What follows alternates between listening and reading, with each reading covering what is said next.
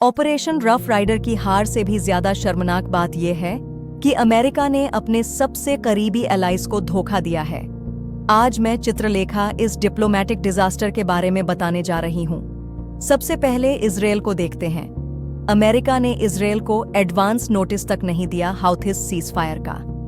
यह वही इजराइल है जो अमेरिका का क्लोजेस्ट एलाई माना जाता है मिडिल ईस्ट में। इजरायली मीडिया ने इस सीजफायर को बहुत बुरी खबर और दोहरा सरप्राइज कहा।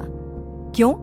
क्योंकि सीजफायर अनाउंस करने से सिर्फ 2 दिन पहले हौथिस ने बेन गुरियन एयरपोर्ट पर बैलिस्टिक मिसाइल दागी थी।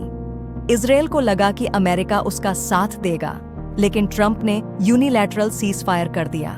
बेंजामिन नेतन्याहू का रिएक्शन देखिए, Israel will defend itself by itself. यह डिप्लोमेटिक लैंग्वेज में कहने का तरीका है कि हम पर भरोसा मत कीजिए।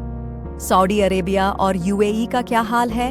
ये दोनों कंट्रीज पिछले ईयर्स से बिलियंस ऑफ डॉलर्स हाउथिस के अगेंस्ट स्पेंड कर रहे थे। येमेन सिविल वॉर में ये डायरेक्ट इन्वॉल्व्ड हैं हाउथिस को डिफीट करने के लिए। अचानक अमेरिका का हाउथिस के साथ पीस डील उनके लिए कंप्लीट बिट्रेयल था। यूएई तो रिपोर्टेडली रिलक्टेंट था अमेरिका के एस्केलेशन को सपोर्ट करने में और अब डिप्लोमेटिक रिकैलिब्रेशन का फेस कर रहा है।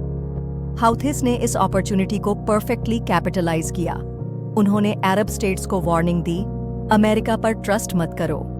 उनका मैसेज था कि वॉशिंगटन का हिस्टोरिकल पैटर्न है एलाइज को अबैंडन करने का। यह मैसेज पर्टिकुलरली रेजोनेंट है रियाद और अबू धाबी में, जिन्होंने कंसिडरेबल रिसोर्सेज और रीजनल क्रेडिबिलिटी स्टेक की है हाउथिस को कर्टेल करने के लिए। सबसे इंटरेस्टिंग एंगल यह है कि ईरान ने रिपोर्टेडली हाउथिस को नेगोशिएट करने के लिए एनकरेज किया था एस्केलेट करने के बजाय। यह ईरान की ब्रॉडर स्ट्रेटेजिक कैलकुलस का हिस्सा था। तेहरान न्यूक्लियर टॉक्स जगल कर रहा है और रीजनल पावर प्लेज भी, इसीलिए टेंशन्स रिड्यूस करने में वैल्यू देखी। यह सीजफायर अमेरिका के लिए क्रेडिबिलिटी क्राइसिस बन गया है। जब आप अपने एलाइज को इन्फॉर्म किए बिना मेजर डिसीजंस लेते हैं तो ट्रस्ट डेफिसिट क्रिएट होता है।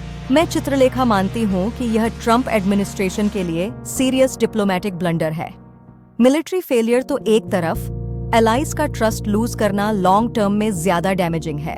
मिडिल ईस्ट में अमेरिका की क्रेडिबिलिटी ऑलरेडी क्वेश्चन मार्क्स के साथ है और यह एपिसोड उसे और डिटीरियरेट कर देगा। जब सुपर पावर अपने एलाइज को साथ लेकर नहीं चलता तो regional balance of power shift हो जाता है।